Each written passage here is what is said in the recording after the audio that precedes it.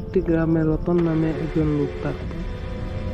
তার একটি ছোট্ট পরিবার ছিল। তার পরিবারটা সে খুব গরিব পরিবার ছিল। সে রোজ সকাল হলে উট ও ছাগল ও গরু নিয়ে বেরিয়ে পড়তো মাঠে। রতন গরিব হলেও তার পরিবারে হাসি খুশি সবসময় ছিল। রতনের একটি ছোট্ট ছেলে ছিল আর একটি মেয়ে ছিল। রতনের বাবা আর রতনের বউ ছিল। রতনের বউ সবসময় ঘরের কাজ করত। রতন গরু নিয়ে মাঠে নিয়ে চলে যেত। রতন যখন মাঠের থেকে ফিরে আসতো, রতনের বউ খাবার নিয়ে আসতো রতনের জন্য। গরুগুলো মাঠে ঘাস খাচ্ছে। রতন বসে বসে গাছের নিচে চিন্তা করছে তার সংসার কিভাবে চালাবে।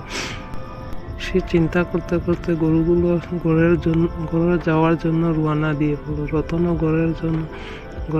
রতনের গাইটা দুধ দিতে রোজ সকালে দুধ নিয়ে বেরিয়ে পড়তো। রতন ঘরে ঘরে গ্রামে গ্রামে ঘুরে বেড়ে দুধ দিতে যেত সবার ঘরে। দুধ বিক্রি করে তা দিয়ে তাদের সংসার চলত।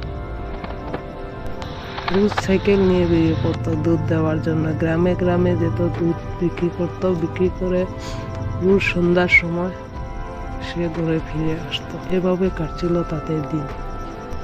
সব ঘরের মানুষগুলা রতনের কাছ থেকে দুধ নিত। রতনের দুধগুলো খুব ভালো ছিল, তাই রতন সবাইকে দুধ দিয়ে তারপরে তার ঘরে যেত।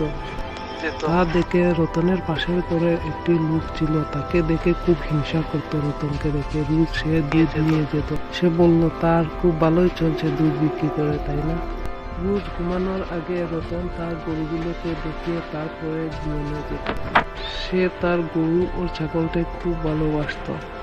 সে রোজ রাতে দেখে তারপরে ঘুমানো যেত। হঠাৎ করে একদিন সেদিন রাতে সেই হিংসা করা লোকটি একদিন তার ঘরের পাশে এলো। এসে তার গোয়ালার দিকে গেল, গিয়ে তার গরুটাকে কিছু একটা খাইয়ে দিল।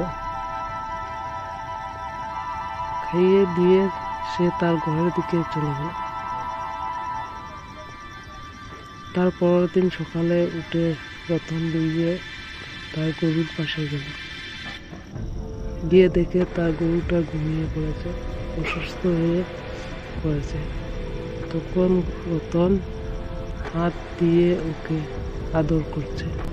গরুটা এখন অসুস্থ হয়ে পড়ে। রতন এখন অনেক টেনশনে পড়ে গেছে। সবার ঘরে দুধ দেবে কিভাবে, ওর গরুটা কিভাবে সুস্থ। রতনের বউ বলল, চিন্তা করো না, তুমি ডাক্তারকে নিয়ে এসো, ডাক্তার এসে চিকিৎসা করবে। রতন বলল ঠিক আছে, তা বলে বেরিয়ে পড়ল। রতন তখন ডাক্তারকে নিয়ে এলো।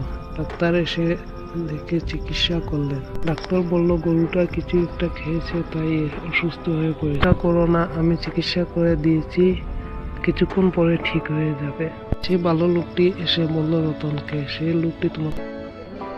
গল্পটা যদি ভালো লাগে লাইক সাবস্ক্রাইব করে দিও আর ভিডিওটাকে বেশি বেশি শেয়ার করে দিও আর চ্যানেলটাকে সাবস্ক্রাইব করে দিও।